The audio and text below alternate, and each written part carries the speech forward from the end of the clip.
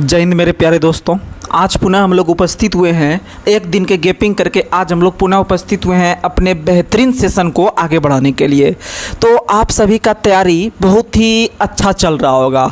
अच्छा कह सकते हैं कि एग्ज़ाम को मद्देनज़र रखते हुए आप लोग का तैयारी जो है कि बहुत ही बेहतरीन हो रहा होगा, हम यह आशा रखते हैं। और आपको पता है कि हम लोग डेली 10 बजे रात में जो है कि टेलीग्राम चैनल पर जो है कि हम लोग क्यूज करते हैं, जो कि 50 बेहतरीन क्वेश्चन रहता है और वह क्वेश्चन हम खुद मेहनत करके समय निकालकर आप लोगों के लिए सेट करते हैं। तो आप लोग अधिक से अधिक संख्या में अपने दोस्तों को शेयर कीजिए और वहां पर जाके आप लोग अधिक से अधिक रात में 10 बजे सेट लगाइए।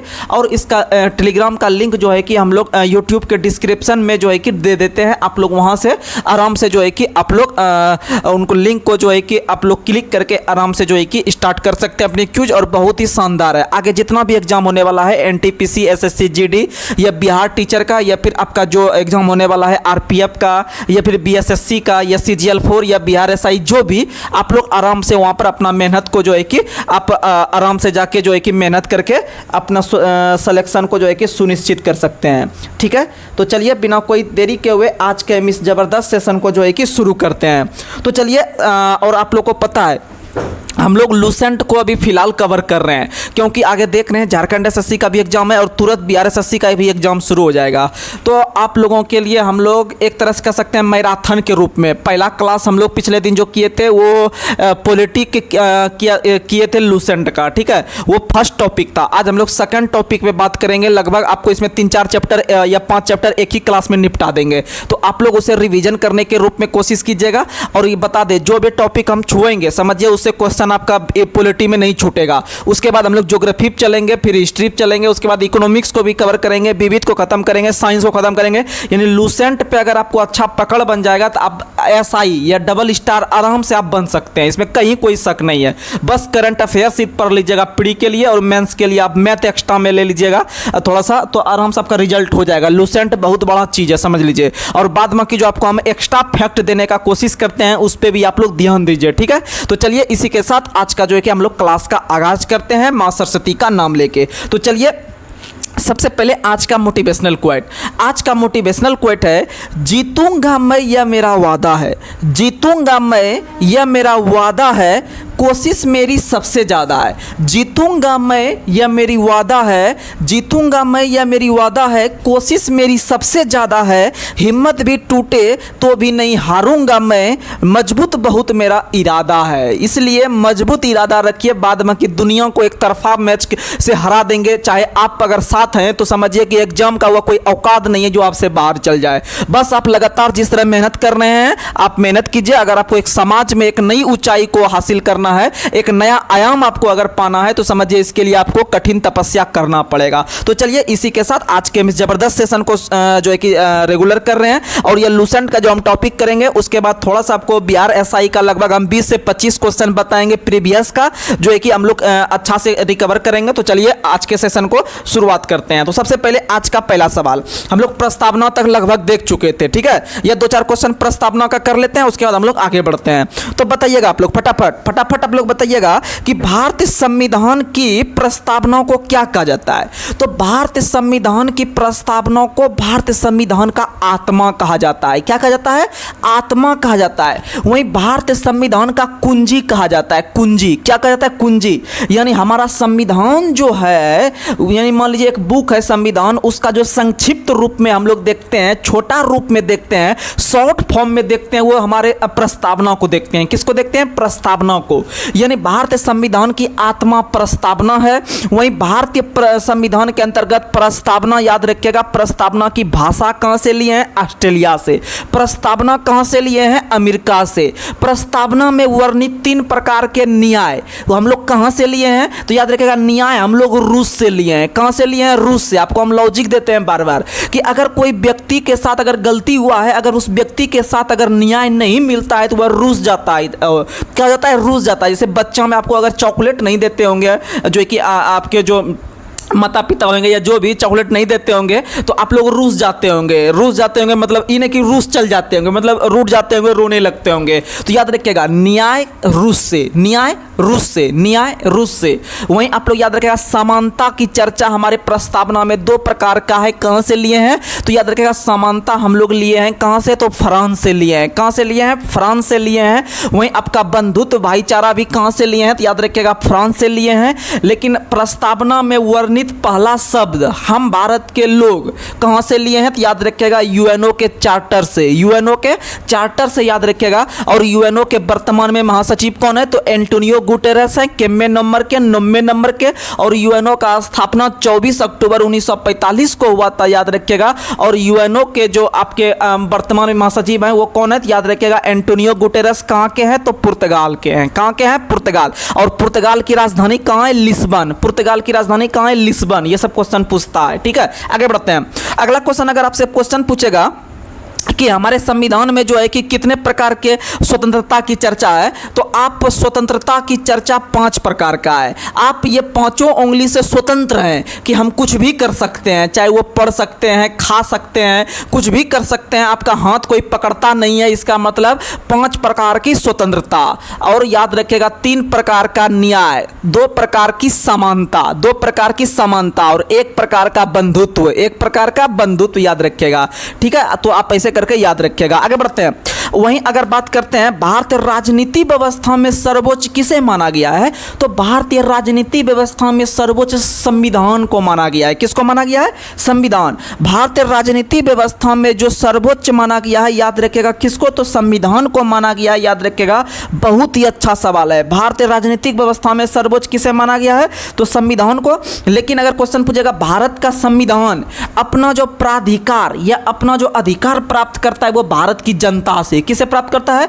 भारत की जनता से प्राप्त करता है, याद रखिएगा। आगे बढ़ते हैं। अगला क्वेश्चन आप लोग को बताना है, भारत का जब संविधान बन गया तो बनने के क्रम में विभिन्न प्रकार के अलग अलग देश से विभिन्न प्रकार का चीज लिया गया। जैसे अभी हम पढ़ रहे थे कि भारत के संविधान में प्रस्तावना की भाषा ऑस्ट्रेलिया से लिए हैं, प्रस्तावना हम लोग जो है कि अमेरिका से लिए हैं, या न्याय हम लोग रूस से लिए हैं, या पंचवर्ष योजना भी हम लोग रूस से लिए हैं, मौलिक अधिकार अमेरिका से लिए हैं, डीपीएसपी आयरलैंड से लिए हैं, एकल नागरिकता ब्रिटेन से लिए हैं, संविधान की सर्वोच्चता अमेरिका से लिए हैं, राष्ट्रपति का पद हम लोग ब्रिटेन से लिए हैं, राष्ट्रपति का महाभियोग हम लोग अमेरिका से लिए हैं, सर्वोच्च न्यायालय हम लोग अमेरिका से लिए हैं, उपराष्ट्रपति का पद हम लोग अमेरिका से लिए हैं, संविधान संशोधन की प्रक्रिया हम लोग दक्षिण अफ्रीका से लिए हैं। वहीं आपका राज्यसभा के अंदर जो 12 गो सदस्य को जो मनोनयन किया जाता है वो आयरलैंड से लिए हैं। वहीं आप लोग को पता है कि आपका जो व्यक्ति सबसे अधिक मत प्राप्त करता है वही विजेता घोषित होता है। ये चीज़ हम लोग ब्रिटेन के संविधान से लिए हैं। ये सब चीज़ जो हम लोग लिए हैं ना अपने संविधान में, ये अपने देश का खुद का बनाया हुआ चीज़ नहीं है। ये हम लोग अलग अलग विभिन्न प्रकार के लगभग 60 गो देश का संविधान, हमारे देश के महापुरुष या संविधान निर्माताओं जो 389 सदस्य था हमारे संविधान में, ये सब ने मिलकर जो है कि अलग अलग देश का संविधान पढ़ा। और पढ़ने के क्रम में कुल 60 देश का संविधान पढ़ा लगभग। लेकिन जब लेने का पारी आया कि कौन कौन देश में कौन कौन सा कंटेंट अच्छा है जो हमारे देश के लिए एक अच्छा रूपरेखा तैयार कर सकता है, जैसे सामाजिक रूप से, आर्थिक रूप से, राजनीतिक रूप से हमारे लिए बेनिफिट है हमारे आम जनता भारतीयों के लिए, तो याद रखिएगा कुल लेने टाइम कुल 10 देश से लिया। कितना देश से? कुल 10 देश से लिया। लेकिन पढ़ा कितना? तो 60 देश। पढ़ा कितना? 60। तो आपको बता देते हैं आरआरबी एनटीपीसी का पूछा हुआ सवाल है पिछले बार का 2019 में का जो वैकेंसी था उसमें पूछा हुआ सवाल था कि हमारे देश के में संविधान के अंतर कितने देश से जो है कि प्रभावित है, कितने देश से प्रभावित है। प्रभावित का मतलब कुछ वहां से लिए हैं, तो इसका मतलब है कि फलना चीज कहां से लिए हैं, चिलना चीज कहां से लिए हैं। तो इस तरह लेने के क्रम में कुल 10 देश लिए हैं, 10 देशों से लिए हैं, और पढ़ने के क्रम में कुल 60 देश का संविधान पढ़े थे। याद रखने का प्रयास कीजिएगा। और हमारे संविधान पर जो सबसे अधिक प्रभाव है वो याद रखेगा भारत शासन अधिनियम 1935 का है। भारत शासन अधिनियम 1935 जिसको हम ब्लूप्रिंट के नाम से जानते हैं, उसी से लगभग 250 प्लस अनुच्छेद हुबहू उठा लिए हैं, याद रखिएगा। इसीलिए भारतीय संविधान का जो ब्लूप्रिंट कहा जाता है वो 1935 के भारत शासन अधिनियम को कहता है। और जब आपको पता है संविधान का निर्माण लगभग 1946 से ही होना शुरू हो गया था और लागू हुआ जाके 26 जनवरी 1950 को, तो ये लगभग 4 साल का जो दौर रहा, इस दौर में जो हमारा देश का जो कानून चला आखिर किससे चला, तो याद रखिएगा 1935 से ही चला था। किससे चला था, तो 1935 में जो नियम कानून ब्रिटेन सरकार ने भेजा था, उसी के तहत 1946 से लेकर 1950 तक के बीच का कानून चला। क्योंकि आपको पता है उस बीच में जो है ना लगभग सभी चीज भारतीयों को सौंप दिया गया था, यानी भारत को लगभग संविधान जब बनाने के लिए बोल दिया, या फिर लगभग आजाद भी 1947 में हो गया, तो लगभग 3 से 4 साल का जो दौर रहा, वह दौर याद रखिएगा आपका किससे चला, तो याद रखिएगा भारत शासन अधिनियम 1935 से चला। किससे चला, 1935 से चला, याद रखने का प्रयास कीजिएगा। और भारत के अंदर में ब्रिटेन के द्वारा पारित किया गया सभी अधिनियम में से अगर बोलेगा सबसे बड़ा अधिनियम कौन था, 1935 ही था। इस अधिनियम में लगभग आपका 321 अनुच्छेद था। कितना अनुच्छेद था, 321 अनुच्छेद था। और भारत के अंदर में सबसे कम समय के लिए चलने वाला अधिनियम कौन था, 1909 का मार्ले मिंटो सुधार, आप लोग को पिछले दिन भी हम बताए थे, ठीक है। और जो कि आपका एच एक्यूट नाम के प्रधानमंत्री उस समय थे, कहां के, तो ब्रिटेन के थे, याद रखिएगा। वहीं स्टैनले ब्लैडविन जो थे वो 1935 के अधिनियम के समय ब्रिटेन के प्रधानमंत्री थे। आप लोग को बार बार रिकॉल करवा रहे हैं। आगे बढ़ते हैं, तो आप लोग को हम फटाफट मेन चीज बोल देते हैं जो चीज कौन कौन सा देश से लिया है, ठीक है। ये क्वेश्चन पूछता है। आगे एग्जाम को आप इतना मजबूती से तैयारी कीजिए, जिस एग्जाम में आप बैठिए दावा ठोक के आप बोल सकते हैं कि किसी का रिजल्ट हो ना हो, लेकिन मेरा रिजल्ट जरूर होगा, क्योंकि मेरे पीछे का जो मेहनत है वो बड़ा गजब का मेहनत है, क्योंकि हम उसके पीछे जो है कि पसीना नहीं खून बहाए हैं। इसीलिए बड़े बड़े इतिहासकार का कथन है कि अगर आज आप या फिर अगर आप अभ्यास के मैदान में अगर आप अभी खून बहाते हैं, तो आपका जब एग्जाम में जाइएगा या जब आपका लड़ाई स्टार्ट हो जाएगा, तो वहां उस मैदान में आपका पसीना बहेगा। क्या बहेगा, पसीना।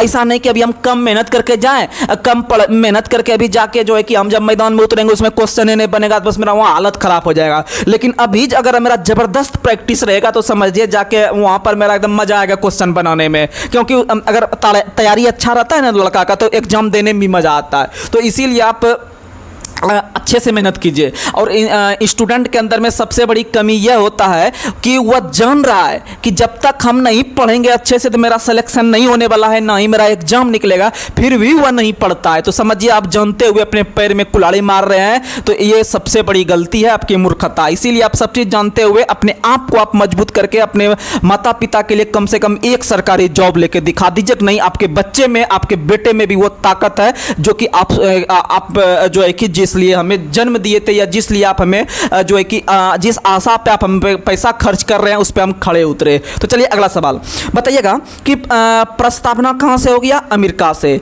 लेकिन प्रस्तावना भाषा पूछेगा तो ऑस्ट्रेलिया। फिर बताइएगा मौलिक अधिकार कहां से, अमेरिका से। अ से अधिकार, अ से अमेरिका।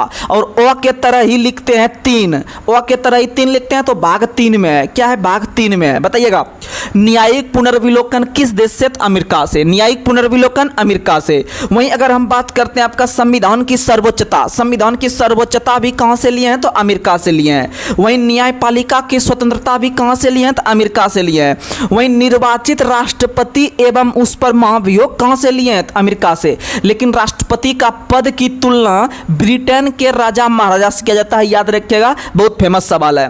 वहीं अगर बात करते हैं उपराष्ट्रपति का पद कहां से, तो याद रखिएगा अमेरिका से। वहीं उच्चतम न्यायालय एवं उच्च न्यायालय के न्यायाधीश को हटाने की विधि कहां से, अमेरिका से। वहीं वित्त आपातकाल भी कहां से लिए हैं, अमेरिका से। देखिएगा आपातकाल ऐसे 3 तरह का होता है।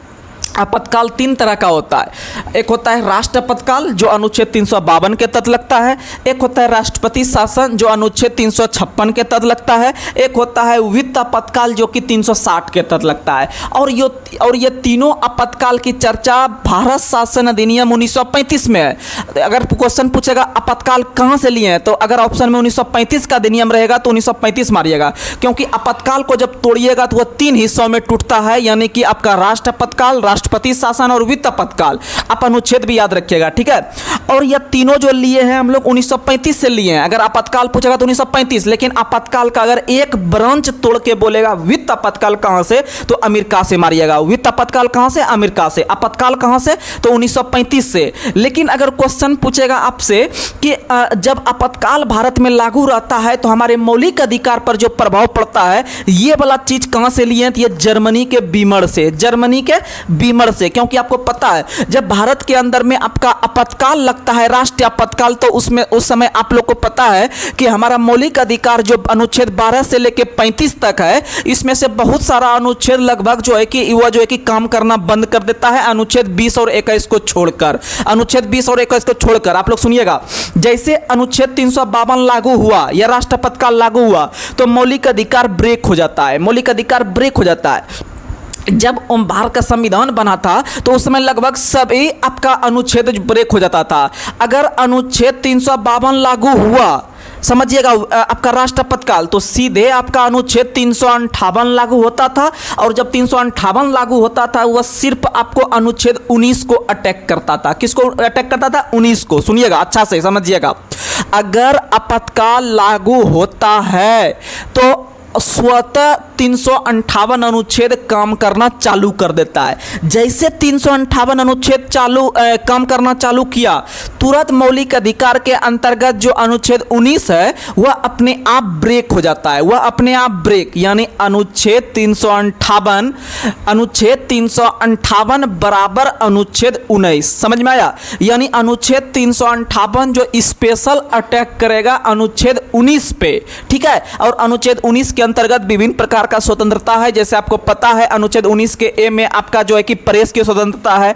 अनुच्छेद 19 के बी में आपका बिना हथियार काम सभा कर सकते हैं। अनुच्छेद सी में जो है कि संघ बनाने की स्वतंत्रता है। अनुच्छेद 19 के डी में आवागमन की स्वतंत्रता है। तो इस तरह का जो स्वतंत्रता है वो डायरेक्ट 358 उसको ब्रेक करेगा। लेकिन अगर भारत सरकार या राष्ट्रपति को लगे कि अनुच्छेद 19 के अलावे भी हमको और भी अनुच्छेद मौलिक अधिकार का अगर बंद करना है तो अनुच्छेद 359 का प्रयोग करेगा। किसका प्रयोग करेगा? 359। तो समझिएगा 358 सिर्फ किसके लिए आएगा? तो अनुच्छेद 19 के लिए। वहीं अगर आपको अनुच्छेद 19 के अलावे अगर 12 से 35 तक में अगर और भी कोई अनुच्छेद अगर उसको खत्म करना है, उसको ब्रेक करना है या फिर उसको कार्यान्वित से रोकना है तो अनुच्छेद 359 अपने आप लागू करेगा। कौन? तो भारत के राष्ट्रपति। लेकिन एक कान खोल के सुन लीजिएगा, नोट डाउन कीजिएगा इस बात को जो बताने जा रहे हैं कि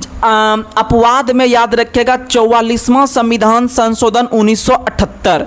44वां संविधान संशोधन 1978 के तहत याद रखिएगा अनुच्छेद 20 और 21, अनुच्छेद 20 और 21 जो है वह किसी भी परिस्थिति में जो है कि यह बंद नहीं हो सकता है, यह बंद नहीं हो सकता है, यह हमेशा लागू रहेगा, यह हमेशा लागू रहेगा। तो एक बार फिर से, जैसे आपातकाल लागू हुआ तो 358 अपने आप लागू होगा। जब 358 अपने आप लागू होगा तो अनुच्छेद 19 स्पेशल बंद हो जाएगा। लेकिन जब भारत के राष्ट्रपति को लगे कि 19 के अलावे और भी कोई अनुच्छेद हमको बंद करना है, लेकिन याद रखेगा 20 और 21 किसी भी स्थिति में बंद नहीं होगा। 44वां संविधान संशोधन 1978 के तहत याद रखेगा, 44वां 1978 के तहत। लेकिन अगर 359 अगर लागू करेगा तो वह जो है कि 20 और 21 को छोड़ के और के लिए आता है। समझ में आ गया? याद रखेगा। और वित्त आपातकाल अब तक कितनी बार लगा है? 3 बार। वित्त आपातकाल कितनी बार लगा है? सॉरी राष्ट्र आपातकाल कितनी बार लगा है? तो 3 बार। राष्ट्र आपातकाल यानी अनुच्छेद 352 कितनी बार? 3 बार। और राष्ट्र आपातकाल लगने का भी कितना कारण है? तो 3 कारण होता है। कितना कारण? 3 कारण। तो याद रखेगा राष्ट्र आपातकाल पहली बार जो लगा था 1962 में भारत चीन युद्ध के समय, ठीक है। और दूसरी बार जो लगा था आप लोग को पता है भारत और पाक युद्ध के समय 1971 में। और तीसरी बार जो लगा था 1975 में, याद रखिएगा आंतरिक अशांति के कारण। आंतरिक अशांति के कारण लगभग 21 महीना तक यहां पर जो है कि आपका आपातकाल लगा था, यानी कि तीसरी बार जो 1975 में लगा है। लेकिन हमको अभी बार बार माइंड में आता था वित्त आपातकाल। वित्त जो लिखते हैं वो लिखते हैं। और वो लिखने से पहले हमें को जीरो टाइप का, आप लोग बच्चा में सीखे होंगे, अगर वो लिखते होंगे ना वो तो वो लिखने से पहले एगो ऐसे जीरो देते होंगे, एगो ऐसे डंटा एगो लकीर कर देते होंगे। तो इसका मतलब समझिएगा ये जीरो लिख रहे हैं यानी वित्त लिख रहे हैं। और याद रखिएगा अभी तक वित्त आपातकाल भारत में 0 बार लगा है। कितनी बार? 0 बार। ठीक है, 0 बार। वित्त आपातकाल 0 बार, वित्त आपातकाल 0 बार। वहीं आपको इसी ट्रिक से अनुच्छेद याद करवा देते हैं।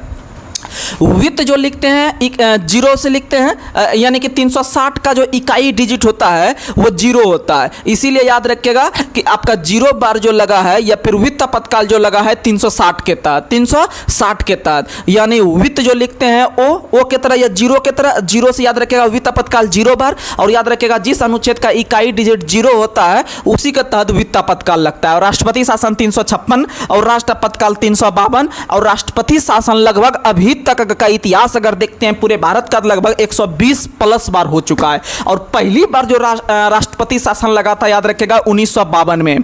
भारत के अंदर पहली बार राष्ट्रपति शासन 1952 में लगा था। और 1952 में जो लगा था याद रखिएगा पंजाब में। कहां में लगा था? पंजाब में। और बिहार के अंदर में पहली बार राष्ट्रपति शासन जो लगा था 1968 में, 1968 में। और बिहार में कितनी बार राष्ट्रपति शासन लगा है? तो अभी तक बिहार में 7 बार राष्ट्रपति शासन। कितना बार? 7 बार। कितना बार? 7 बार। कितना बार? 7 बार।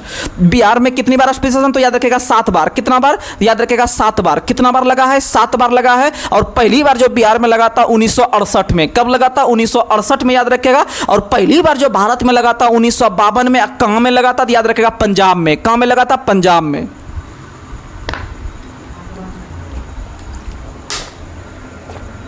आगे बढ़ते हैं।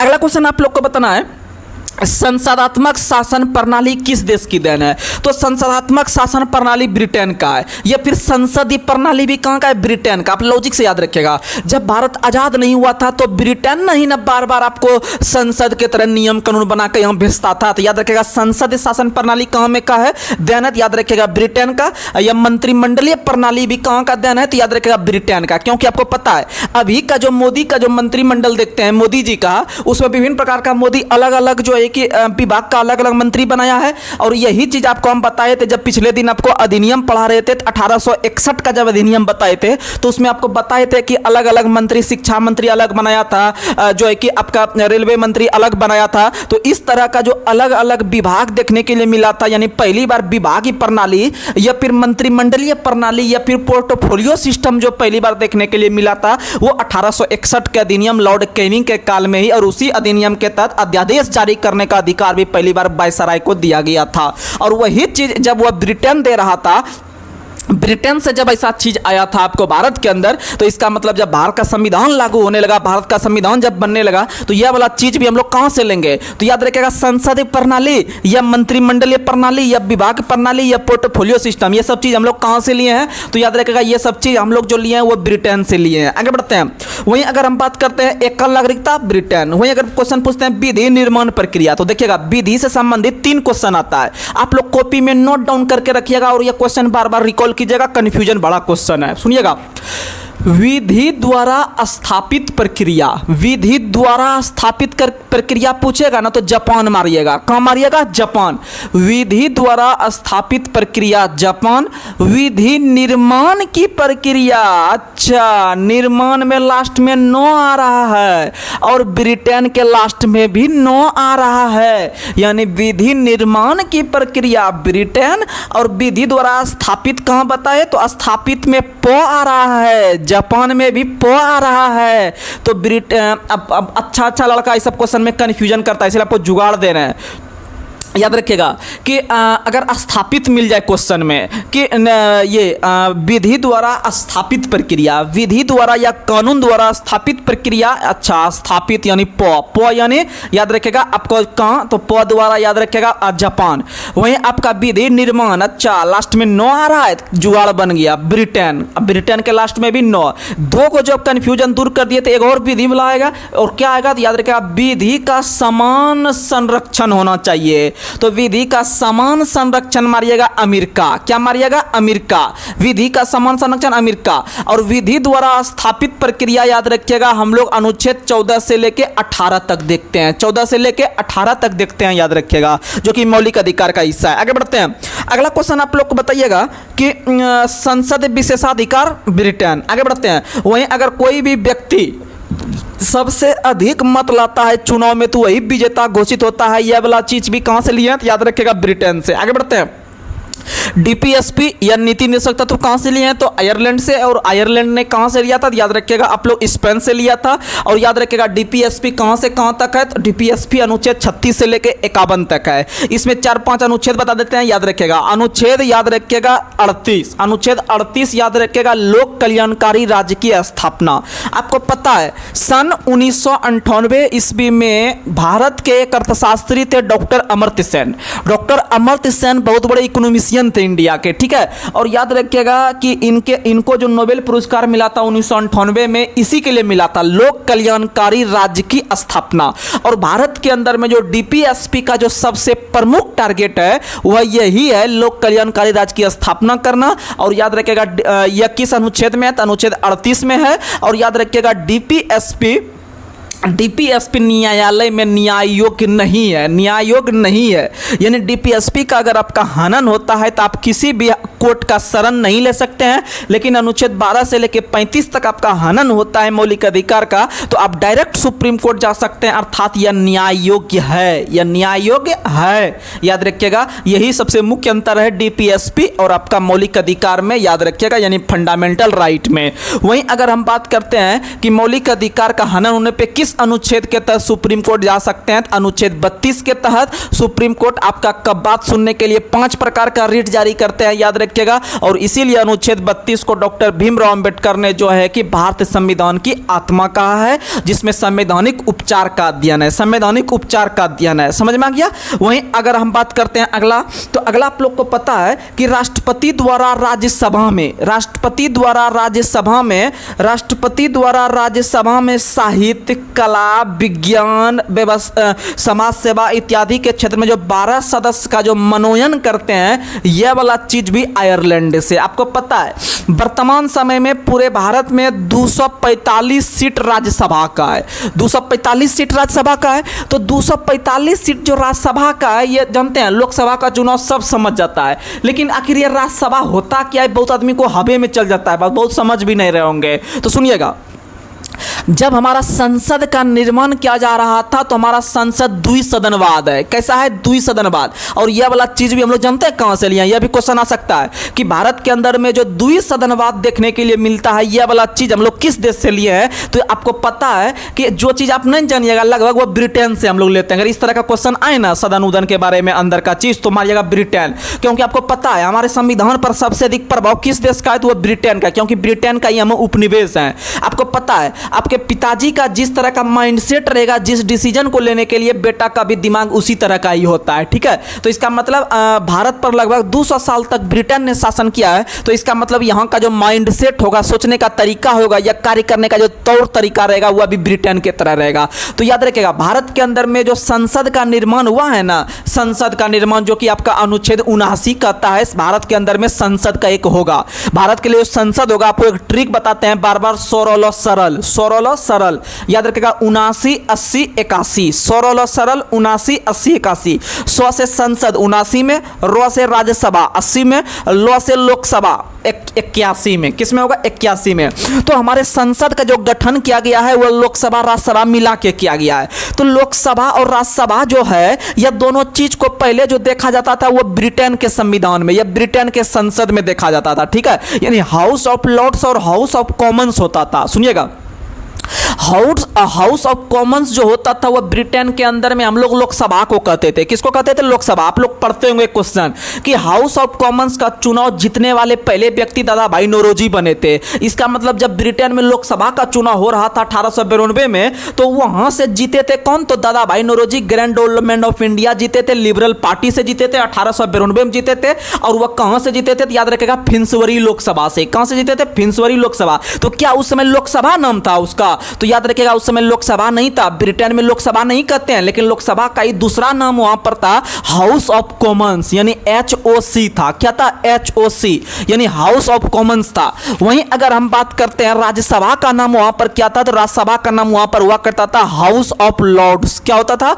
House of Lords. और इसी दोनों का जब भारत के अंदर में इसका प्रभाव देखने के लिए आजादी के बाद मिला संसद के अंदर, तो इसका नाम भी वही दोनों था, House of Lords, House of Commons. लेकिन जो इस भी बताने जा रहे हैं आज के बाद, याद रखिएगा कि हम ये चीज बताए थे आपको, क्योंकि एग्जाम में देखने के लिए मिलेगा। तो सन 1954 ईस्वी में हाउस ऑफ कॉमन्स का नाम बदलकर लोकसभा पड़ा, और सेम इसी साल हाउस ऑफ लॉर्ड्स का नाम बदल के राज्यसभा पड़ा। शायद अब आप समझ रहे होंगे, क्योंकि आपको पता है 1952 ईस्वी में लोकसभा राज्यसभा का गठन भारत के अंदर में किया गया, दोनों का, ठीक है। लेकिन आपको पता है इसका नामकरण अगर बोलेगा कब पड़ा, लोकसभा का नाम लोकसभा कब पड़ा या राज्यसभा का नाम राज्यसभा कब पड़ा, तो 1954 लगाइएगा। क्या लगाइएगा? 1954। और इस दोनों सदन को मिला के याद रखिएगा, उस दोनों सदन को मिला के संसद का निर्माण किया गया है। अगर हम बात करते हैं कि संसद जो मिला है वह लोकसभा राज्यसभा से मिला के, तो वर्तमान समय में लोकसभा सीट जो भारत के अंदर में है, याद रखिएगा वो 543 है। 545 था, लेकिन दो एंग्लो इंडियन आप लोग को पता है कि वो खत्म हो चुका है। वो क्या हो चुका है? वो हटा दिया गया है, दो को जब मनोनयन होता था। वहीं अगर हम बात करते हैं आपका कि राज्यसभा में कितना है, तो राज्यसभा में 243 है। राज्यसभा में कितना है? 243। तो 243 जो पहुंचता है, आप लोग को पता है लोकसभा को आम जनता के द्वारा जो है कि चुनकर भेजते हैं अलग अलग राज्य से, लेकिन राज्यसभा को आखिर कैसे चुनते हैं? ये बहुत बड़ा क्वेश्चन हो सकता है, शायद जो नहीं अभी तक पढ़े होंगे अच्छा से फाउंडेशन कहीं पर, तो सुनिएगा। तो राज्यसभा का जो चुनाव होता है वह जो है कि दो जगह से पहुंचते हैं। कितने जगह से? दो जगह से। तो राज्यसभा जो दो जगह से पहुंचते हैं, एक जगह से मनोनीत होकर और एक जगह से चयनित होकर। तो चयन का मतलब होता है उसको चुनाव करके भेजे हैं, और मनोनीत का मतलब होता है कोई बड़ा व्यक्ति आता है और बोलता है हाँ इसका व्यवहार सही है, इसको अच्छा जानकार है साहित्य कला के क्षेत्र में, इसको जो है कि ऐसे डायरेक्ट चुन के भेज देता है, ठीक है। उसी तरह से आप लोग याद रखिएगा कि 245 में से आखिर कितना कितना चुनाता है, कितना कितना मनोनीत होता है। तो याद रखिएगा राज्यसभा में याद रखिएगा आपका जो है कि 12 सदस्य का मनोनयन होता है। कितना सदस्य का? 12 सदस्य का मनोनयन होता है साहित्य कला विज्ञान के क्षेत्र में। और याद रखिएगा यह 12 सदस्य का मनोनयन, तो 245 में 12 घटाइए तो 243 बचेगा। कितना? 233 बचेगा। कितना बचेगा? 233 बचेगा, याद रखिएगा। यानी टोटल 245 था, 245 में से 12 का मनोनयन कर दिया भारत के राष्ट्रपति। और यहीं पर बता देते हैं ये जो 12 गोबरा जो मनोनयन कर रहे हैं ना, यही चीज दक्षिण अफ्रीका से लिए हैं। कहां से लिए? कहां से लिए? आयरलैंड से लिए हैं। कहां से लिए हैं? आयरलैंड से। मनोनयन आयरलैंड। कितना सदस्य? 12 सदस्य। और उधर जो आपका 233 सदस्य बचा, इनका अलग अलग राज्य एवं केंद्र शासित प्रदेश से उसी राज्य के निर्वाचित विधानसभा सदस्य के द्वारा चयनित होता है या निर्वाचित होता है। समझ में आया? यानी कि मान लीजिए बिहार के अंदर में विधानसभा का निर्वाचित सीट टोटल जो है वह कितना है, तो बताइएगा 243 को विधानसभा पूरे बिहार में है। और बिहार में कितना गो राज्यसभा है, तो राज्यसभा सीट 16 गो है। तो उस 16 गो का चुनाव कौन करेगा, तो 243 गो वाला करेगा। अब आप आराम से आपका क्लियर हो गया होगा माइंड। तो याद रखिएगा 243 जो है वह क्या है, तो विधानसभा सदस्य। तो याद रखिएगा राज्यसभा सदस्य का चुनाव उसी राज्य के अंदर में स्थित राज्य विधानसभा के निर्वाचित सदस्य के द्वारा किया जाता है। तो इसका मतलब आप बता सकते हैं, सुनिएगा, 243 गो का हम निर्वाचन किए और सिर्फ हम 12 गो का मनोनयन किए। तो 12 गो का मनोनयन वाला अगर पूछेगा क्वेश्चन ना कि राज्यसभा में राष्ट्रपति के द्वारा 12 सदस्य का मनोनयन वाला जो प्रावधान है ये कौन देश से लिए हैं, तो ये आयरलैंड से लिए हैं। कहां से लिए हैं? आयरलैंड से। और इधर जो आपका बचा, तो इस पे क्या क्वेश्चन बन सकता है कि राज्यसभा में सदस्य का निर्वाचन कहां से लिए हैं, क्योंकि इसका निर्वाचन कर रहे हैं 233 का, ठीक है। तो यह वाला चीज जो लिए हैं ना भैया, यह वाला चीज हम लोग कहां से लिए हैं, तो दक्षिण अफ्रीका के संविधान से। लोग खाली को याद करके चल जाता है संविधान में संशोधन की प्रक्रिया दक्षिण अफ्रीका, लेकिन पूछ देगा क्वेश्चन कि जो है कि राज्यसभा में सदस्य का निर्वाचन कहां से लिए हैं, यह वाला चीज भी दक्षिण अफ्रीका से लिए हैं, अर्थात 233। लेकिन 12 गो वाला पूछेगा मनोनयन वाला, तो मारिएगा आयरलैंड। क्या मारिएगा? आयरलैंड। शायद अब आपको समझ में आ गया होगा। आगे बढ़ते हैं। अगला क्वेश्चन, थोड़ा पानी पी लेते हैं क्योंकि पानी पे भी बराबर ध्यान रखना बहुत जरूरी है।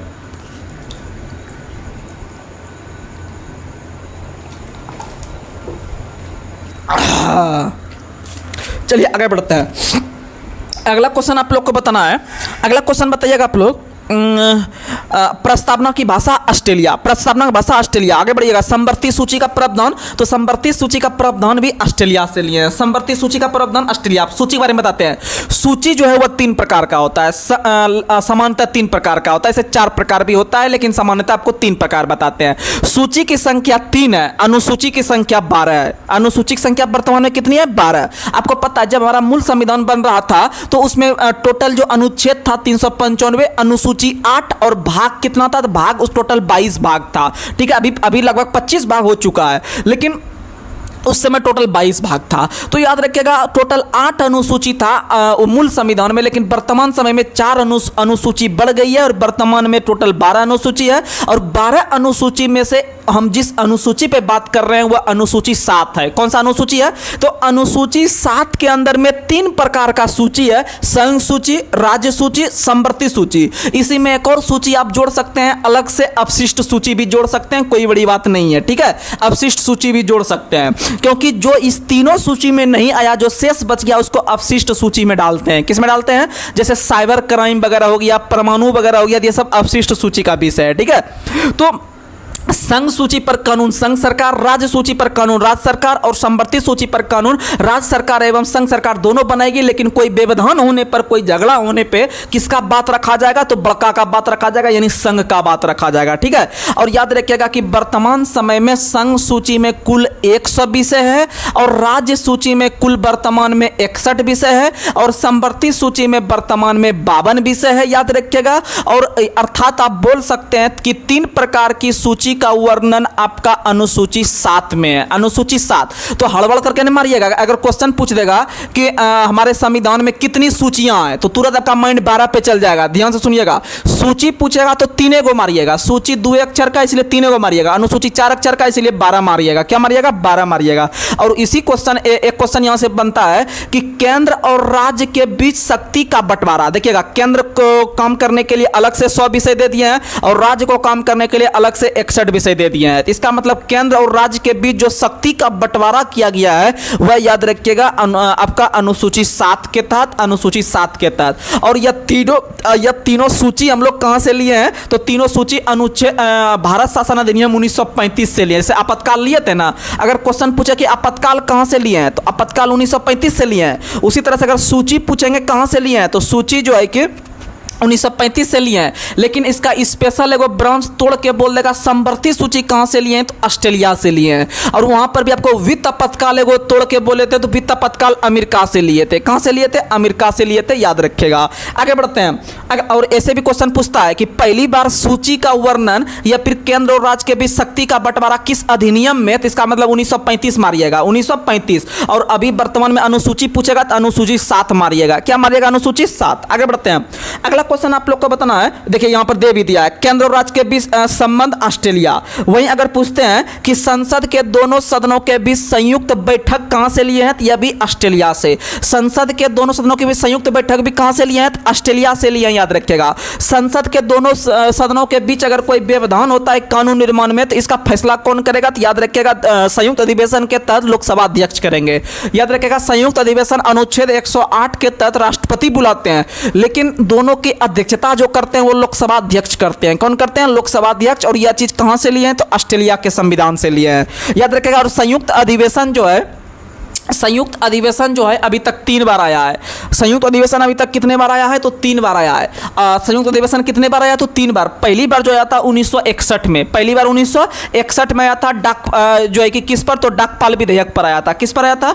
डाकपाल विधेयक पर आया था। याद रखिए, सॉरी दहेज प्रथा पर। किस पर आया था? सॉरी दहेज प्रथा पर 1961 में। डाकपाल, देखिए माइंड याद रखेगा, डाकपाल आपके माइंड में भी याद आ सकता है। डाकपाल विधेयक पर कानून एकमात्र बार याद रखेगा राष्ट्रपति ने पॉकेट वीटो का प्रयोग किया था 1986 में जो है कि उस समय जिस राष्ट्रपति थे वो कौन थे? ज्ञानी जैल सिंह थे। ज्ञानी जैल सिंह राष्ट्रपति ने पहली बार पॉकेट बिटों का प्रयोग एकमात्र बार 1986 में किए थे डाकपाल विधेयक पर। लेकिन हम पूछ रहे हैं यहाँ पर संयुक्त अधिवेशन, तो संयुक्त अधिवेशन 3 बार, पहली बार 1961 में किस पर? तो दहेज प्रथा पर। और दूसरी बार जो है कि कब आया था? तो दूसरी बार आप लोग को पता है कि दूसरी बार आया था 1978 में। दूसरी बार कब आया था? 1978 में। और तीसरी बार कब आया था? 2002 में। तीसरी बार कब आया था? 2002 में आतंकवाद विरोधी या पोटा वगैरह पर आया था। आप लोग याद रखने का प्रयास कीजिएगा। चलिए आगे बढ़ते हैं।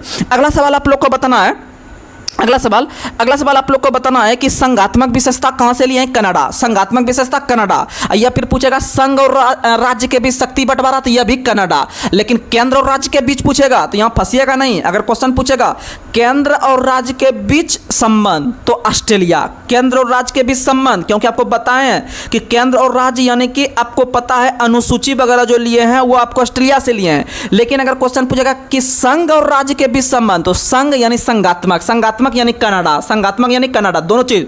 संघात्मक विशेषता पूछेगा तो कनाडा, संघ और राज्य के बीच संबंध पूछेगा तो भी कनाडा, ठीक है। और राज्यपाल जो देखते हैं राज्यपाल का पद, यह भी कनाडा मारिएगा। राज्यपाल का पद भी कहां है? तो कनाडा है, याद रखने का प्रयास कीजिएगा। और अपशिष्ट शक्ति भी कहां है? तो याद रखिएगा कनाडा। आगे बढ़ते हैं।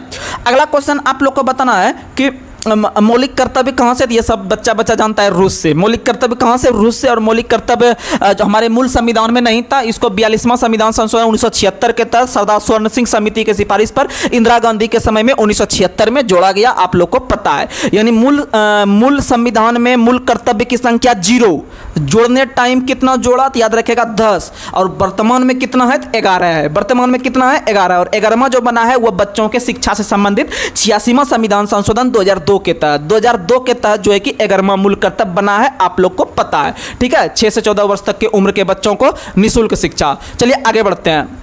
और अगर बोलिएगा तो आप लोग को बता देते हैं कुल 11 जो मूल कर्तव्य है। 11 मूल कर्तव्य पूछता है एग्जाम में कि मूल कर्तव्य 7 पर क्या वर्णित है, मूल कर्तव्य 8 पर क्या वर्णित है। तो एक बार आपको रिकॉल करवाते हैं, आप लोग अच्छे से रिकॉल कर लीजिएगा। तो सुनिएगा, मूल कर्तव्य 42वां संविधान संशोधन 1976 सरदार स्वर्ण सिंह समिति की सिफारिश पर इंदिरा गांधी के समय में 1976 में जोड़ा गया। याद रखिएगा मूल कर्तव्य 1 में आप लोग को जुगाड़ देते हैं। मूल कर्तव्य 1, मूल कर्तव्य 1 का मतलब होता है, मूल कर्तव्य 1 का मतलब होता है, इसका मतलब जब हम शुरुआत कर रहे हैं, इसका मतलब संविधान पढ़ रहे हैं, सबसे बड़ा चीज को हमको रक्षा करना पड़ेगा, यानी संविधान की रक्षा मूल कर्तव्य 1 पे है। संविधान की रक्षा मूल कर्तव्य 1 पे है। वहीं याद रखिएगा मूल कर्तव्य 2, मूल कर्तव्य 2 पे क्या है आपको हम याद करवा देंगे 11, आप टेंशन नहीं लीजिएगा। मूल कर्तव्य 11, मूल कर्तव्य 11 में क्या है तो आप लोग याद रखिएगा कि सभी प्रकार के जितने भी राष्ट्रीय आंदोलन हुए हैं देश को आजाद करवाने के लिए, वो मूल कर्तव्य 2 में है। इसका मतलब पहला में क्या मारना है? संविधान की रक्षा, क्योंकि संविधान से बड़ा पूरे भारत में कोई है ही नहीं। इसका मतलब मूल कर्तव्य जो होना चाहिए हम लोग का, फंडामेंटल ड्यूटी जो होना चाहिए, पहला संविधान का रक्षा होना चाहिए। उसके बाद भैया क्या होना चाहिए? तो बड़े बड़े जो स्वतंत्रता सेनानी वगैरह भारत को आजाद कराने के लिए विभिन्न प्रकार के आंदोलन किए हैं, जैसे असहयोग आंदोलन, खिलाफत आंदोलन, भारत छोड़ो आंदोलन, सविनय अवज्ञा आंदोलन। तो इस तरह का जो आंदोलन है इसको हमारे दिल में संयोजे रखे और समय समय पर उनको याद करके जो है कि उनके लिए स्मरण कीजिए कि ये सब अगर नहीं होते तो शायद आज हम लोग का भारत आजाद नहीं हो पाता। तो पहला में संविधान की रक्षा करना है, दूसरा में सभी प्रकार का स्वतंत्रता आंदोलन को संयोजे रखना है, राइट। तीसरा में 3 चीज, तीसरा में 3 चीज, यानी मूल कर्तव्य 3 में 3 चीज, यानी एकता अखंडता वगैरह जो होगा इसको रक्षा करना है। किसमें? तो याद रखेगा मूल कर्तव्य 3 में। किसमें करना है? तो याद रखेगा मूल कर्तव्य 3 में क्या है? तो तीन चीज। मूल कर्तव्य 3 में क्या है? तो याद रखेगा मूल कर्तव्य 3 में क्या है? तो मूल कर्तव्य 3 में 3 चीज है। मूल कर्तव्य 3 में क्या है? तो मूल कर्तव्य 3 में 3 चीज है। मूल कर्तव्य 3 में क्या है? तो याद रखेगा मूल कर्तव्य 3 में 3 चीज है, यानी एकता अखंडता और प्रभुता। एकता अखंडता और प्रभुता, यानी 1 में संविधान, 2 में स्वतंत्रता आंदोलन, 3 में क्या है? तो 3 में 3 चीज, 3 में 3 चीज याद रखिएगा। तीनों को देगा, एकता अखंडता प्रभुता जहां देगा। अच्छा, 3 को कंटेंट है, यानी मूल कर्तव्य 3। 4 में याद रखिएगा हमारे देश की रक्षा, हमारे देश की रक्षा। और आपको पता है कि अगर आपका घर मान लीजिए या हमारा देश मान लीजिए या हमारा बिहार राज्य मान लीजिए, उसमें कहीं भी 4 दिशा होता है। कितना दिशा होता है? 4 दिशा। अगर आप जहां पर बैठे होंगे आपके आसपास देखिएगा तो वहां भी 4 दिशा होगा, उत्तर, दक्षिण, पूरब, पश्चिम, ठीक है। और इसीलिए एक आप चीज सुने होंगे, न्यूज न कहते हैं कि न्यूज चैनल जो आप लोग देखते हैं या न्यूज पेपर देखते हैं, तो NEWS होता है, NEWS होता है। इसका मतलब इसीलिए वो न्यूज का नाम न्यूज पड़ा कि वो चारों दिशाओं का खबर वहां पर हमको देखने के लिए मिलता है। यानी N का मतलब होता है नॉर्थ, E का मतलब होता है ईस्ट, और W का मतलब होता है वेस्ट, और S का मतलब होता है साउथ। तो समझ सकते हैं, कोई भी पूछ सकता है आपसे कि न्यूज का फुल फॉर्म क्या होता है, तो north, east, south, west, right. तो याद रखिएगा कि जब देश का रक्षा करने की बात आएगा तो उत्तर, दक्षिण, पूरब, पश्चिम चारों दिशाओं से देश की रक्षा करेंगे। यानी चार में देश की रक्षा, चार में क्या होगा, देश की रक्षा। तो आपको फिर से रिकॉल, पहला में संविधान की रक्षा करना, संविधान से बड़ा कोई नहीं है भैया। पहला में संविधान, और दूसरा में क्या होगा, तो दूसरा में याद रखेगा सभी प्रकार के स्वतंत्रता आंदोलन, और तीसरा में 3 चीज, और चौथा में चारों दिशाओं से देश की रक्षा, और पांचवा में याद रखिएगा भाईचारा। आप लोग को पता है, अगर अन्य कहते हैं हम अगर 5 गो भाई बहन घर में रहते हैं, अगर रहते हैं तो ये मान लीजिए कि बड़ी वाली बहन जो है थोड़ा सा झगड़ा करने वाली है, हमेशा भाई से झगड़ा करते रहता है, तो नहीं मम्मी पापा बोलते हैं दूसरे को, अरे झगड़ा करते रहता है जो है कि सब बच्चा है। तो वो क्या बोलती है, जो आपके यहाँ आते हैं दूसरे, जिसको सुनाती है मम्मी कि पांचों मेरा बच्चा झगड़ा करते रहता है आपस में, जो कि कखन वो बैठ के नहीं रहता है। तो इसका मतलब है कि तब बगल वाली क्या बोलती है, अरे कोई दिक्कत नहीं है, लड़ने दीजिए, 4 गो है तब ना लड़ता है, ऐसे जो है कि आपको जिसके यहाँ न है तो कहाँ लड़ेगी, तो आपके यहाँ 4 गो है तब ना। तो फिर वो क्या बोलती है कि अरे 5 उंगली बराबर नहीं है न होती है दीदी, इसीलिए लड़ने दीजिए, क्या दिक्कत है, 5 उंगली बराबर नहीं है ना। तो इसका मतलब है कि अगर ये 5 उंगली बराबर होगा तो यहाँ पर भाईचारा बन जाएगा। क्या हो जाएगा, भाईचारा। इसीलिए हमेशा आपस में भाईचारा बना के रखना चाहिए। तो जिस ऑप्शन में भाईचारा मिल जाएगा तो आपका माइंड होना चाहिए, अच्छा 5 उंगली बराबर न है, इसका मतलब भाईचारा। यानी कि 5 में क्या हो जाएगा, भाईचारा। यानी क्या होगा, हमेशा भाईचारा बना के रखे, मूल कर्तव्य 5। इन्हें कि बगल वाला को हम जो है कि परेशान कर रहे हैं, गांव में पूरा डाउन बन गए हैं, ये नहीं है। हमारा मूल कर्तव्य है, मूल कर्तव्य 5 है, भाईचारा बना के, ठीक है। वहीं मूल कर्तव्य 6 क्या है, तो मूल कर्तव्य जो 6 है वह क्या है, याद रखिएगा, मूल कर्तव्य 6 के अंतर्गत जो है कि याद रखिएगा, अगर भारत की तरफ से अगर कोई खिलाड़ी छक्का मार देता, क्या मार देता, छक्का मार देता, तो हमारा संस्कृति बच जाता। क्या बच जाता, संस्कृति। और पता है कि भारत का टीम जो है क्रिकेट टीम, वह पाकिस्तान से कभी नहीं हार सकता है, ठीक है।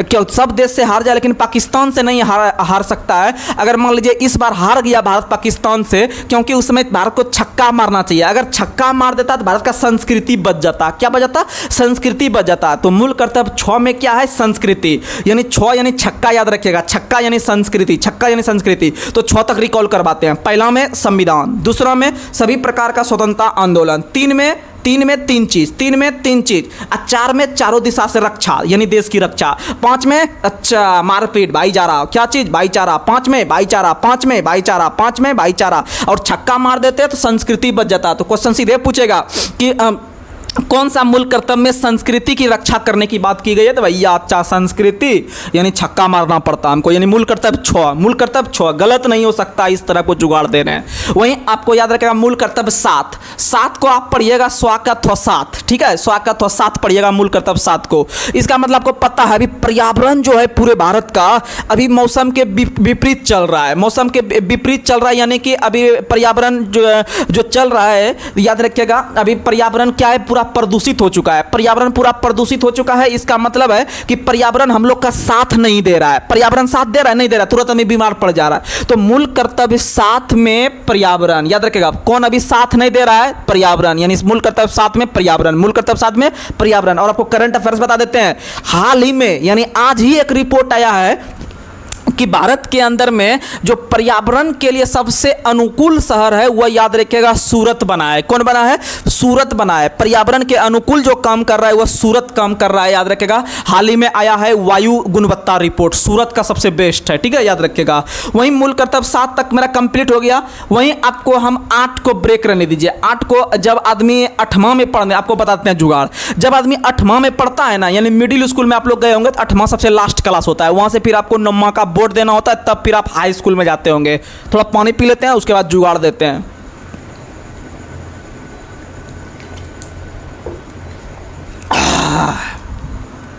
पूरे पीने योग्य पानी मात्र 2.7% है। कितना परसेंट है?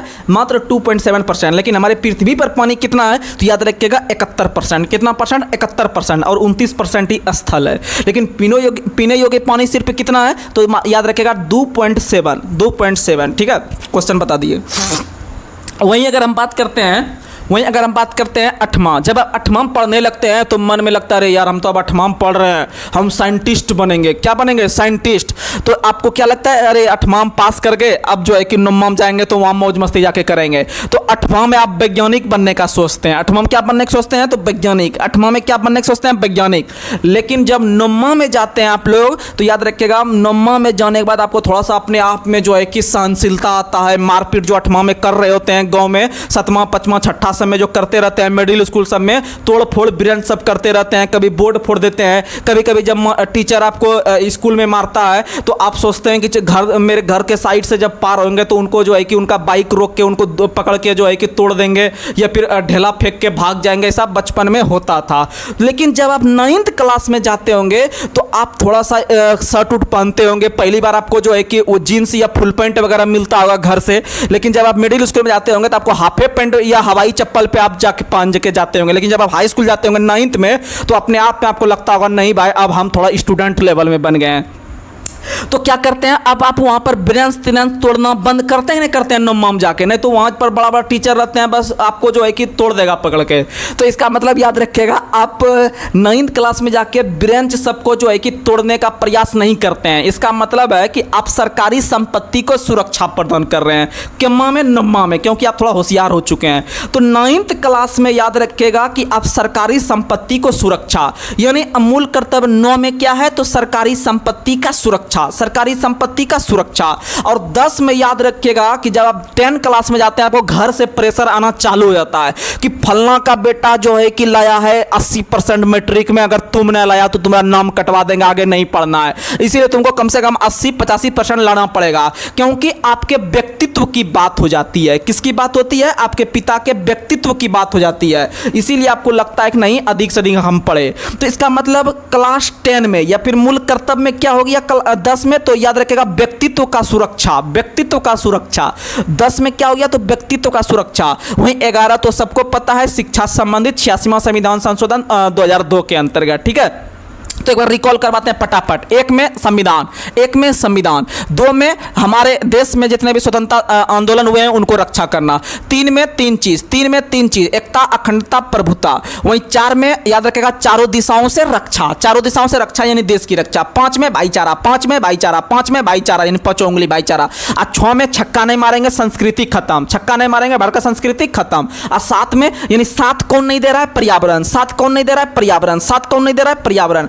8 में क्या है? तो 8 में हम लोग वैज्ञानिक बनने का सोचते थे, 8वां में वैज्ञानिक। लेकिन 9वां में गए तो सरकारी संपत्ति सुरक्षा, तोड़ फोड़ बंद भाई, अब आए हैं हाई स्कूल में पढ़ने के लिए। तो 9वां में सरकारी संपत्ति को सुरक्षा। 10वां में अगर परसेंटेज नहीं लाएंगे तो व्यक्तित्व खत्म हो जाएगा। ठीक है, 10वां में व्यक्तित्व खत्म। और 11वां में याद रखिएगा 11वां में क्या है? तो मूल कर्तव्य 11वां में 86वां संविधान संशोधन 2002 के तहत जो है कि आपको 6 से 14 वर्ष तक की उम्र के बच्चों को निःशुल्क शिक्षा दिलवाना। ठीक है, तो चलिए हम लोग अब 5 क्वेश्चन ले लेते हैं हम लोग जो है कि प्रीवियस ईयर। तो आप लोग सुनिएगा, बताइएगा कीव राजधानी है किसका? तो कीव जो राजधानी है वो यूक्रेन की राजधानी है। यूक्रेन अभी चर्चा में था, आप लोग को पता है रूस और यूक्रेन के बीच जो है कि युद्ध चल रहा था। तो उसमें रूस की राजधानी, रूस की मुद्रा आप याद कर सकते हैं, यूक्रेन की राजधानी मुद्रा याद कर सकते हैं। जो विवादित देश रहता है, जो चर्चा में रहता है, उसी का एग्जाम में राजधानी वगैरह पूछा जाता है। तो याद रखिएगा कीव जो राजधानी है वह यूक्रेन की राजधानी है। और यूक्रेन का जो मुद्रा है वह क्या है? तो याद रखिएगा रिवेनिया है। क्या है? रेवेनिया है। क्या नाम है? रिवेनिया है। यूक्रेन की मुद्रा क्या है? तो याद रखिएगा रेवेनिया है। वहीं अगर बात करते हैं स्विट्जरलैंड की राजधानी कहाँ है? बर्न। स्विट्जरलैंड की राजधानी बर्न। स्वीडन की राजधानी स्टॉकहोम। वहीं बात करते हैं स्पेन की राजधानी मैड्रिड। आपको स्वीडन जो पता है इसका मुद्रा याद रखिएगा, पूछ सकता है स्वीडन की मुद्रा। स्वीडन लास्ट में 9 और कोरोना के लास्ट में 9। रोमानिया की राजधानी बुखारेस्ट। 2 गो एक ही तरह राजधानी है। रोमानिया की राजधानी बुखारेस्ट और याद रखिएगा आप लोग हंगरी की राजधानी बुडापेस्ट। और आपका रोमानिया की राजधानी बुखारेस्ट, रोमानिया की राजधानी बुखारेस्ट। आगे बढ़ते हैं। 1857 के विद्रोह के दौरान जगदीशपुर में इसका नेतृत्व किसके द्वारा किया गया था? तो जगदीशपुर में कुंवर सिंह के द्वारा, जगदीशपुर में कुंवर सिंह। और कुंवर सिंह का जब निधन हो गया तो उस जगह से कौन लड़ने लगे? तो याद रखिएगा अमर सिंह लड़ने लगे। कौन लड़ने लगे? अमर सिंह, याद रखिएगा। और यह जगदीशपुर के पास का जो है कि एक बहुत बड़ा जो है कि जमींदार थे। आगे बढ़ते हैं। अगला क्वेश्चन आप लोग को बताना है, स्पष्ट आकाश नीला दिखाई देता है क्यों? तो स्पष्ट आकाश जहां पर आपको कलर का चर्चा आ गया जिस क्वेश्चन में, तो वहां पर आपके माइंड में प्रकीर्णन आ जाना चाहिए। क्या जाना चाहिए? प्रकीर्णन। तो याद रखिएगा कि स्पष्ट आकाश जो नीला दिखाई देता है क्यों? तो बैंगनी और नीला प्रकाश अन्य सभी रंगों के प्रकाश की तुलना में वायुमंडल के द्वारा अधिक प्रकीर्णित होते हैं। तो सबसे अधिक प्रकीर्णन वाला जो रंग होता है वह बैंगनी होता है। और याद रखिएगा प्रकीर्णन जो होता है वह तरंगदैर्घ्य का उल्टा होता है, तरंगदैर्घ्य का उल्टा होता है। तो इसका मतलब लाल रंग का तरंगदैर्घ्य अधिक होता है। देखिएगा आपको हल्का वे क्वेश्चन से सब क्लियर हो जाएगा। तो सुनिएगा, 4 क्वेश्चन याद हो जाएगा। सिर्फ आपको इतना सा तो पक्का याद होगा कि सबसे अधिक तरंगदैर्घ्य लाल रंग का होता है। ये बच्चा का याद होता है। तो सुनिएगा, यही सब कॉन्सेप्ट क्लियर होगा। सबसे अधिक तरंगदैर्घ्य भैया किसका? तो लाल। इसका मतलब आपको पता है कि तरंगदैर्घ्य और प्रकीर्णन एक दूसरे का उल्टा होता है। तो जब सबसे अधिक तरंगदैर्घ्य लाल का हुआ तो सबसे कम प्रकीर्णन किसका होगा? तो लाल का। किसका होगा? लाल का। बस आपका उदाहरण बता दीजिए कि सबसे कम तरंगदैर्घ्य जब लाल का हुआ तो इसका मतलब है, सॉरी, सबसे अधिक तरंगदैर्घ्य जब लाल का हुआ तो सबसे कम तरंगदैर्घ्य किसका होगा? बैंगनी का होगा। किसका होगा? बैंगनी का होगा। किसका होगा? बैंगनी का। सबसे कम तरंगदैर्घ्य बैंगनी का। इसका मतलब है कि जब सबसे कम तरंगदैर्घ्य बैंगनी का होगा तो सबसे अधिक प्रकीर्णन किसका होगा? तो बैंगनी का होगा। इसका मतलब आप आराम से याद कर सकते हैं। और तरंगदैर्घ्य का जो मात्रक होता है एंगस्ट्रम होता है। तरंगदैर्घ्य का मात्रक एंगस्ट्रम। और याद रखिएगा एक एंगस्ट्रम का मान होता है 10 पे पावर -10 मीटर के बराबर। एक एंगस्ट्रम का मान होता है, एंगस्ट्रम हम एक के तरह ऐसे करके उसके माथा पैसे करके गोल तरह देते हैं। तो एक एंगस्ट्रम का मान होता है 10 पे पावर -10 मीटर। इसका मतलब इसको हम दिखा किसमें रहे? मीटर में। तो क्वेश्चन पूछता है कि तरंगदैर्घ्य को सामान्यतः किसमें मापते हैं? मीटर में। किसमें मापते हैं? मीटर में। याद रखिएगा किसमें मापते हैं? मीटर में मापते हैं। बहुत फेमस क्वेश्चन है। और आवृत्ति का मात्रक हर्ट्ज होता है। क्या होता है? आवृत्ति का मात्रक हर्ट्ज होता है। आगे बढ़ते हैं। अगला क्वेश्चन आप लोग को बताना है, हिमालयी भालू तथा विशाल पांडा किन जातियों का उदाहरण है? तो सुमेध जाति का उदाहरण है। किसका उदाहरण है? सुमेध जाति। आपको पता है विभिन्न प्रकार का जो विलुप्त प्राय या संकटाग्रस्त प्राणी होते हैं उनको हम लोग रेड डाटा बुक में शामिल करते हैं। और भारत ही नहीं पूरे विश्व में जो पहला रेड डाटा बुक जारी किया गया था, याद रखिएगा, वो IUCN के द्वारा पहली बार 1964 में जारी किया गया था। कब जारी किया गया था? 1964 में पहली बार रेड डाटा बुक जारी किया गया था। याद रखिएगा। और पहली बार 1954 में, जो बोल रहे हैं दोनों याद रखिएगा, 1964 में पहली बार रेड डाटा बुक और 1954 में पहली बार गिनीज वर्ल्ड रिकॉर्ड। आप लोग सुनते होंगे नाम कि गुजरात ने अकेले जो है कि सूर्य नमस्कार करके पूरा विश्व रिकॉर्ड बनाया, या गिनीज वर्ल्ड रिकॉर्ड में नाम हो गया। ये फिर आपको पता है अयोध्या में राम मंदिर में जो दिया जलाया गया वो भी वर्ल्ड 22,000 दिया जला, वहां पर भी वर्ल्ड गिनीज रिकॉर्ड बना। इसका मतलब है ये जो वर्ल्ड गिनीज रिकॉर्ड है ये आपका छपता है कोई बुक में जो रिकॉर्ड बनता है टॉप लेवल का। तो यह पहली बार जो पुस्तक छपी थी 1954 में और red data book 1964। Red data book 1964। ये सब स्टैटिक सवाल है, याद रखिएगा। ठीक है, आगे बढ़ते हैं। अगला क्वेश्चन आप लोग को बताना है कि भारत में गेंडा परियोजना कब शुरू हुआ है? तो गेंडा यानी राइनो होता है। और भारत में एक सींग वाला गेंडा के लिए कौन सा अभ्यारण्य प्रसिद्ध है? आप लोग कमेंट बॉक्स में कमेंट कीजिएगा। भारत के अंदर में जो एक सींग वाला गेंडा के लिए प्रसिद्ध अभ्यारण्य है वह कौन सा है? ठीक है। और गेंडा को हम लोग राइनो कहते हैं। क्या कहते हैं? राइनो कहते हैं, याद रखिएगा।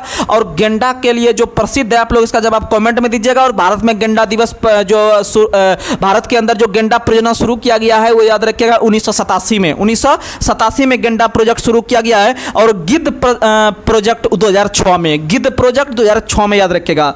गिद्ध प्रोजेक्ट कब शुरू किया गया है? याद रखिएगा 2006 में। और अगर हम बात करते हैं कि आपको मगरमच्छ 1974 में, मगरमच्छ 1974 में। और प्रोजेक्ट हाथी या एलिफेंट 1992 में, 1992 में, याद रखिएगा। और सबसे फेमस है प्रोजेक्ट टाइगर। Project tiger 1973। और उससे पहले 1972 वाला ईस्वी बहुत फेमस है। तो याद रखिएगा 1972 में है वन्यजीव संरक्षण अधिनियम। वन्य जीव यानी वन के अंदर में जो जीव जंतु रहते हैं उसके संरक्षण के लिए एक अधिनियम बनाया और उसी के तहत जो है कि सभी प्रकार के जीव जंतु को संरक्षण प्रदान करने के लिए समय समय पर विभिन्न प्रकार के प्रोजेक्ट का शुरुआत किया गया। तो उसमें से याद रखिएगा 1973 में प्रोजेक्ट टाइगर, उसके बाद 1987 में गिद्ध संरक्षण, 1972 में प्रोजेक्ट एलिफेंट और 2006 के अंदर में गिद्ध बताए। आप लोग ऐसे करके याद रखिएगा। आगे बढ़ते हैं। भारत की सबसे बड़ी नमक पानी की झील कौन सी है? तो सबसे बड़ी नमक पानी की झील जो है वह भारत के अंदर में चिल्का झील है। कौन सी है? चिल्का झील। भारत की सबसे बड़ी नमक पानी की झील कौन सी है? चिल्का झील। और चिल्का झील याद रखिएगा उड़ीसा में स्थित है। और उड़ीसा का जो तट कहलाता है समुद्री तट वह उत्तरी सरकार तट कहलाता है। क्या कहलाता है? उत्तरी सरकार तट। और तमिलनाडु का जो तट कहलाता है वह कोरोमंडल तट कहलाता है। क्या कहलाता है? कोरोमंडल तट। और गोवा का जो तट कहलाता है वह याद रखिएगा कोकन तट कहलाता है। क्या कहलाता है? कोकन तट कहलाता है। आप लोग को पता है गोवा का समुद्री तट कोकन तट कहलाता है। आगे बढ़ते हैं। अगला वहीं अगर बात करते हैं भारत की सबसे बड़ी अंतःस्थलीय नमकीन पानी कौन सी है? तो अंतःस्थलीय करके पूछेगा तो सांभर झील मारिएगा राजस्थान का, ठीक है। लेकिन अगर पूछेगा सबसे बड़ी नमक पानी की तटीय झील कौन सी है तो वह याद रखेगा तट। तट का मतलब समुद्र का तट। तो समुद्र का किनारे उड़ीसा है, उड़ीसा का चिल्का झील मारिएगा। क्या मारिएगा? चिल्का झील याद रखेगा। और वहीं पर करलापट वन्यजीव अभ्यारण्य है। करलापट है, भितरकनिका है, सतकोसिया टाइगर रिजर्व है। तो ये सब कहां में है? तो ये सब उड़ीसा के अंदर में है। आगे बढ़ते हैं।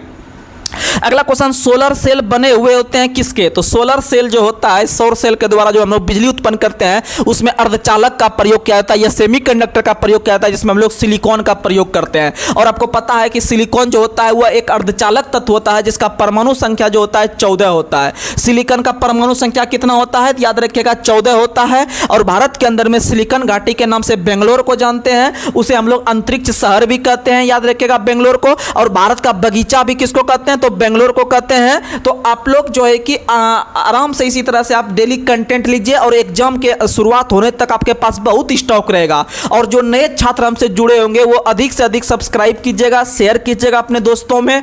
और आप लोग जो है कि एक वीडियो पीछे से भी प्लेलिस्ट से देखा कीजिएगा और एक नया वीडियो अपलोड हो रहा है डेली, आप इसे भी देखिएगा। और आप लोग टेलीग्राम चैनल पे भी अधिक से अधिक सेट लगाइए क्योंकि इसमें बहुत जबरदस्त सब क्वेश्चन हम सेट करते हैं, बिल्कुल एग्जाम में टकराएगा। तो चलिए आज के इस जबरदस्त सेशन को यहीं पर ब्रेक करते हैं। आप लोग का दिन जो है कि शुभ हो।